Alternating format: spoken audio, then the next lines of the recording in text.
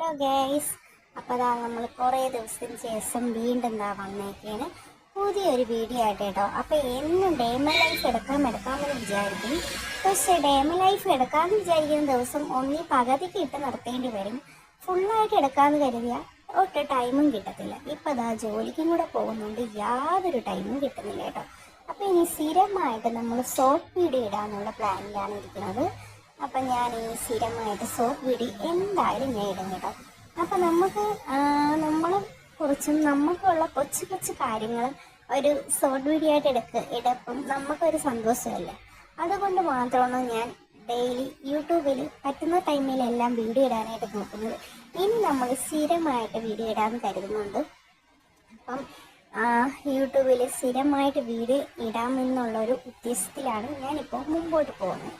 അപ്പോൾ എൻ്റെ ചാനൽ ആദ്യമായിട്ടായാലും കാണുന്നുണ്ടെങ്കിൽ ഒന്ന് ചാനൽ സബ്സ്ക്രൈബ് ചെയ്യണം, ഷെയർ ചെയ്യണം. പിന്നെ നിങ്ങൾ അഭിപ്രായങ്ങളോ അങ്ങനെ എന്തെങ്കിലും ഉണ്ടെങ്കിൽ ഇഷ്ടപ്പെടുകയാണെങ്കിൽ ലൈക്ക് ചെയ്യണം, ഇല്ലെങ്കിൽ കമൻറ്റ് ചെയ്യണം. അപ്പോൾ അതാ നമ്മൾ അവിയലിനുള്ള കാര്യങ്ങളെല്ലാം അരിഞ്ഞു കേട്ടോ. ഇപ്പോൾ അതാ കുറച്ച് നെല്ലിക്ക ഇന്നലെ ഞാൻ ആറ്റിങ്ങൽ പോയപ്പോൾ വാങ്ങിച്ചതാണ് കേട്ടോ. അപ്പോൾ ഞാൻ ജോലിക്ക് പോയിട്ട് തിരിച്ചു വരും വഴി ആറ്റിങ്ങൽ മൾട്ടിയിൽ ഇറങ്ങി വാങ്ങിച്ചതാണ് കേട്ടോ. അപ്പോൾ കണ്ടപ്പോൾ നല്ല നെല്ലിക്കയെന്ന് കരുതി വാങ്ങിച്ചുകൊണ്ട് വന്നതാണ്. വീട്ടിൽ വന്നപ്പോഴല്ലേ അറിയുന്നത് ഫുള്ള് കേടാണ്.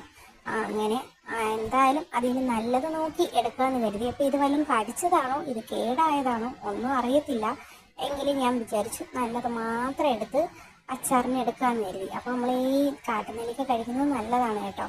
അപ്പോൾ അതാ നമ്മൾ ചോറ് കൊണ്ടുപോകാനായിട്ടൊക്കെയാണ് കേട്ടോ. അപ്പം ഞാൻ ഈ ഒരു പാത്രത്തിലാണ് ചോറ് കൊണ്ടുപോകുന്നത്.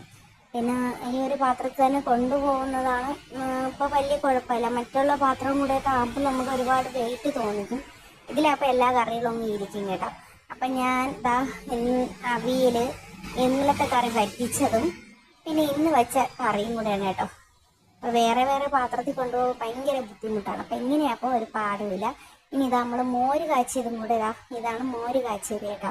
അപ്പോൾ ഇതും കൂടെ നമുക്ക് ഈ ഒരു പാത്രത്തിൽ കൊണ്ടുപോകാമെന്ന് കരുതി. അപ്പോൾ ജോലിക്ക് പോകുന്നതുകൊണ്ടാണ് സ്ഥിരമായിട്ട് വീഡിയോ ഇടാൻ പറ്റാത്തത്. ഇനി എന്തായാലും നിങ്ങൾക്ക് സ്ഥിരമായിട്ടൊരു ഷോർട്ട് വീഡിയോ എങ്കിലും ഞാൻ ഇടാമെന്ന് കരുതുന്നു.